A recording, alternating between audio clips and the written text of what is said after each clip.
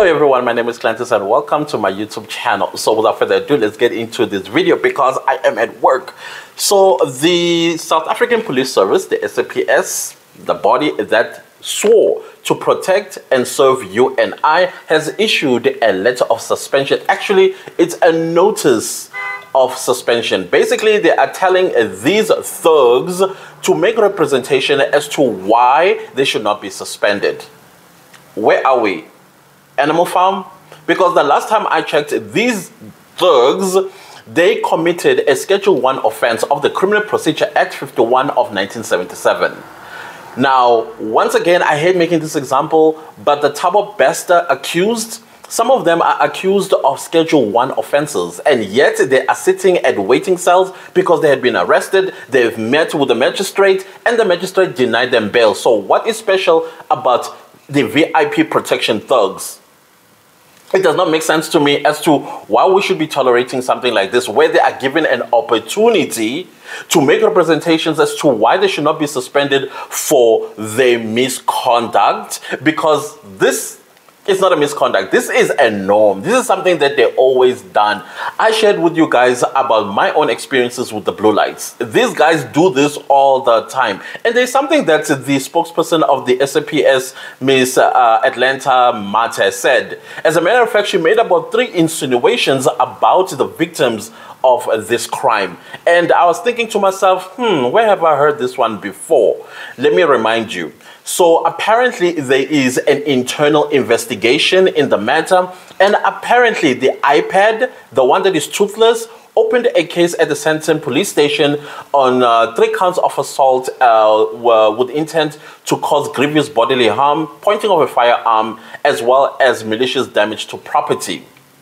Okay, I appreciate the fact that they opened a criminal case, but where it's going to hit us all the most is when these so-called investigations that are taking place will come back and say, they did not commit any crime here. These guys were provoked. Apparently, they were provoked, or there was some sort of circumstance that led to these thugs stopping, getting out of their cars, and assaulting members of society. Unprovoked.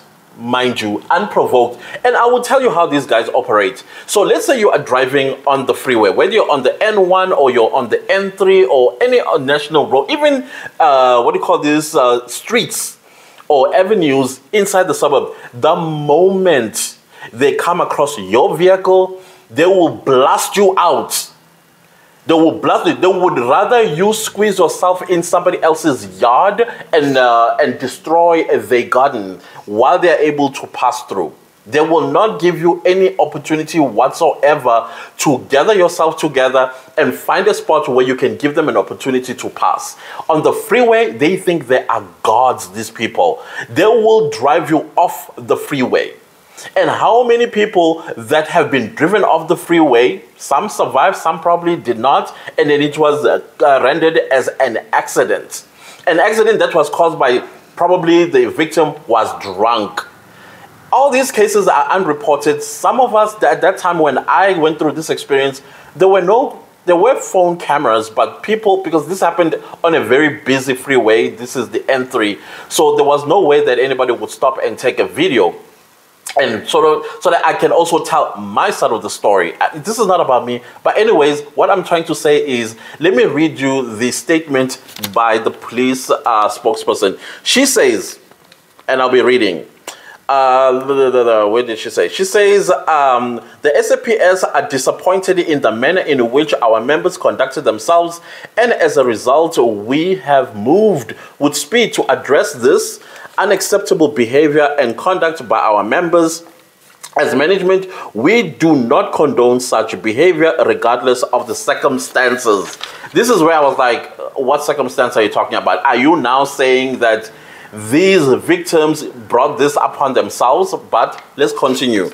She continues to say, we were not expecting such behavior, especially members that are entrusted with the safety and security of our principals in the presidency. It is a privilege to protect the president and the deputy president, blah, blah, blah, blah. But anyways, the point that I'm trying to make here, She is insinuating that these victims brought this upon themselves. Somewhere, somehow, they may have provoked the VIP protection Thurg unit to get them maybe Kandaya the way they did. That does not sit well with me, because that statement basically is saying, if you're reading between the lines, well, tough. They should have moved out of the road. Because these guys, when they come behind you and you're not moving out of the fast lane, they kind of like, there will be this vehicle that will swerve and block you. Of course, going to force you to stop, while all these other thugs come out and do exactly what you saw on that video. So she continues to say that irrespective of what the circumstances was that led to that behavior, it is unacceptable. Like, who is she fooling? Because we know that this internal investigation is going to clear them. They are going to come out squeaky clean because, well, the victims brought this upon themselves. Even if the victims did bring this upon themselves, the SAPS, the South African Police Service, they swore to serve and to protect us, not to provoke society to retaliate as a result. She continues to say there is no amount of provocation that should have led to that behavior. Again, they're pointing at the victims that they were at fault. That's why they got the beating of their life, because they provoked the protection unit. In South Africa, come on, these are members of the South African Police Service. They went to police academy. Apparently, these ones are specially trained because they are protecting the deputy president of the country. They should know, even the president of the country himself. Couldn't he have said, hey guys, whoa, whoa, whoa, I am the second in command here and I say stop? Why didn't they stop? Why didn't he say anything? It's not like he is paralyzed from saying anything, but instead he was ready to defend them and even deny that he even know them, until the video came out and said, oh, now I remember, my amnesia just sort of went away. Yeah, those are members of my protection unit. Now, this got to stop. This just got to stop. So I hope you can see where this is going to, but let me remind you where this is going. And this Tatane Commission of Inquiry outcome.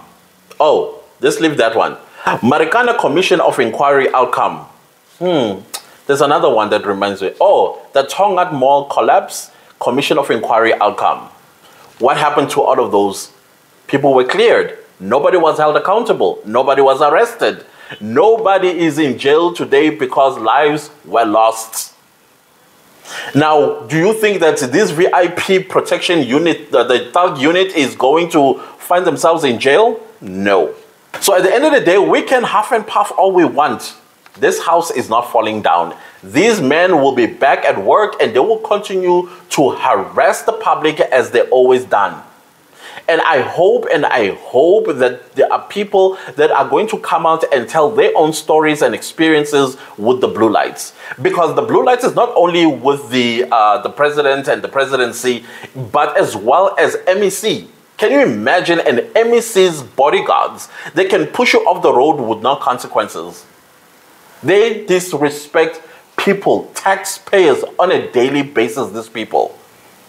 And we all know that they're not allowed to drive beyond 120 kilometers per hour, just like the rest of us. This is South Africa at the end of the day. I did mention in my previous video that South Africa is a constitutional democracy. Nobody is above the other. We are all equal before the law. If I have to drive at 120 kilometers per hour, surely the president as well must do the same. I don't care where he's rushing to. 120 kilometers per hour is the speed limit in this country that we all should adhere to. This is not an animal farm. And I still can't get over the fact that the letter of suspension, they're giving them an opportunity to make representations as to why they should not be suspended. They've committed a Schedule 1 criminal offense. Let me remind you, SAPS. Schedule 1 criminal offense in the Criminal Procedure Act 51 of 1977. Look it up. And another thing that I would like to know, why on earth our officials, like the president, deputy president, ministers, deputy ministers, MECs, premiers, they need all these bodyguards? What threat is out there? Because South Africa, as far as I understand, it's a safe country. No South African has an appetite to go and attack the president or the deputy president or MEC for that matter. Even a mayor, a whole mayor has a slew of these VIP protection thugs. A slew. We have to now park and wait for them to pass because the king is passing through our streets. What is the threat that is making them have all these bodyguards? It makes absolutely no sense to me. I've always asked myself this question, like, what is the threat? Where is the threat? Who is threatening these people? Why so many bodyguards? And how much exactly are we spending in taxpayers, in tax? And how much are we spending in tax in paying these people? Because there is no threat. I have never heard of a threat that is posed on the president. I have never heard of a threat that is posed on the deputy president. I'm not saying that they should not have protection units, but what I'm saying is that the amount of these guys, a whole army, it makes absolutely no sense to me. That it would take at least 15 minutes for these people to pass by and then we can now continue living our lives is ridiculous and unacceptable. Probably this is something that South Africans need to start talking about because we are paying taxes, billions probably of rands in paying these people's salaries. And on top of that, they still disrespect us, they still assault us for absolutely no good reason. All because they want to pass. Because they think they are the gods of the freeways and byways. This is upsetting for real. I know there are some people be like, but there's an investigation going on. Yes, arrest, let them see the magistrates and then make those investigations. Just like in the Thabo Bester matter. There are people in waiting cells right now while investigations are taking place. What's so special about these guys that they have to be given notice of suspension and then they have to make representations as to why they should not be suspended? Animal farm, some are more equal than others. This is unacceptable and we should not accept that. As a matter of fact, lock them up, lock them up, lock them up. That's what South Africans should be singing right now. So anyways, guys, those are my thoughts regarding this new development in the VIP protection Thurg unit, as I call it, because this is unacceptable. Unacceptable. I cannot accept it until I see them in handcuffs, dragged before a court. Then we get to the investigations as to what exactly happened. But so far, you can tell that they are blaming the victims for what had happened. Anyways, guys, if you liked the video, give it a like. If you didn't like the video, give it a like. Anyways, do leave a comment down below and let me know what you think about these so-called suspension letters that were sent to these VIP protection thug units. Seriously, this is mind-boggling. It's upsetting. Please do share this video far and wide and also subscribe and watch the ads. And let's see each other again in my next video. Goodbye.